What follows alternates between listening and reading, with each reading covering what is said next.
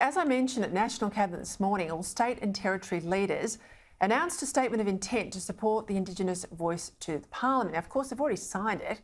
Today was just a re-signing it. And further evidence, of course, the PM's pushing ahead with the voice, despite growing political dissent and amidst the crises actually affecting Aboriginal Australians today. According to Anthony Albanese, it's his way or the highway. Joining me now, Gary Johns, a former minister in the Keating government and a proud member of this new committee for the No campaign regarding an Indigenous voice. He joins me now from Sydney. Gary Johns, thank you very much for joining me. I want to go first to Dominic Perrottet, one of only two Liberal premiers in the room today. He was asked about his support for the voice. He's got an election, of course, in March. He said this. Look, I don't see it as a political issue. This is an issue that we agree with in principle. And it should be above politics. It should be a moment which unites the country, doesn't divide the country. Now, I don't see it as a political issue either. I see it as more fundamental than anything else before our nation this year. And he's sort of making an assertion there that we can't debate the voice, that it shouldn't be debated lest we end up in political corners. But there's a whole lot of moralising on the left in this debate. And obviously, Perrottet's not on the left, but on this issue he is. Why are we morally bad, according to the Prime Minister, if we don't support the voice? Well, there is moral bullying going on, you're right, Peter, but I wonder if the Premier knows what's in the package. See, remember that Prime Minister Albanese has said he will support the Uluru package in full. It's not just the voice. Then comes a treaty, and then comes this thing called truth-telling. Now, truth-telling started way back, if you like, in the Royal Commission into Deaths in Custody, and there have been inquiries of that sort, say the Stolen Generation and so on, in every state for the last 30 years. So why would we start that again?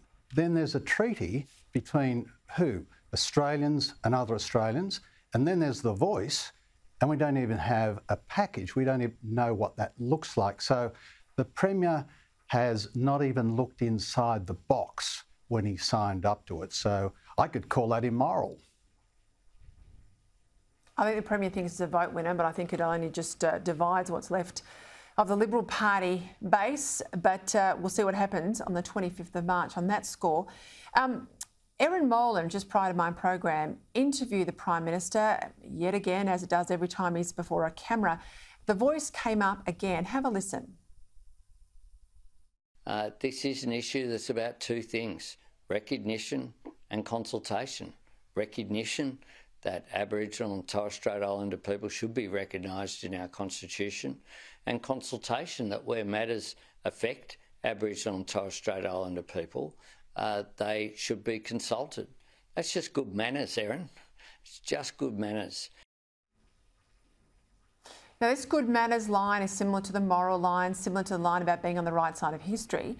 I've never thought it was good manners to judge people by race, but that's what he's asking us to do, because the mechanics, remind people at home, is we will have a race-based electoral roll so that Aboriginal people only can elect their racially Aboriginal members to this voice. I think that's an anathema to a country like Australia. Look, it is. Take us through it a little bit, though. He says it's about recognition. It's not. Recognition is a valid thing to talk about. His is about handing power to a particular group. That's way beyond recognition. So this thing that he's serving up to us, the voice, is way over the top. If you want a conversation with Aborigines, go down to Alice Springs, as you have done, and you'll get all of the opinions in the world, but someone has to work through some solutions. The Voice, another committee in Canberra of people of Aboriginal descent, will not give you answers. So it's not good manners to play with the electorate like this and to muck around with our Constitution. It will provide no solutions for those poor kids in Central Australia. I don't know if you saw it in The Australian last weekend, but a very highly respected former Cabinet Secretary, head of a department, Peta Credlin, wrote a long piece about the bureaucratic hurdles and the delays that even if the voice is voted up at the end of the year, it won't be in place for a number of years. We then saw follow-up reports about the legislation, the detail, the meetings that will occur for months and months and months after the vote, if the vote's successful.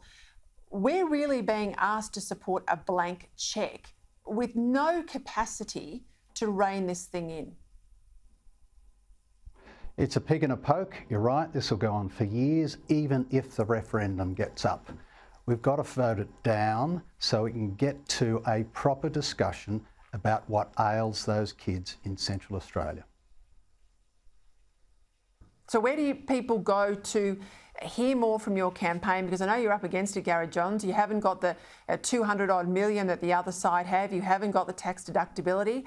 You haven't got the megaphone of the Prime Minister. Where can people go for a balanced debate? Well, we've got the correct arguments. That's powerful. And you can go to recogniseabetterway.org.au. Please join. Thank you.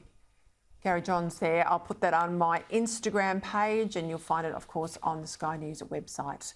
Read, inform yourselves and make a careful decision for Australia's future.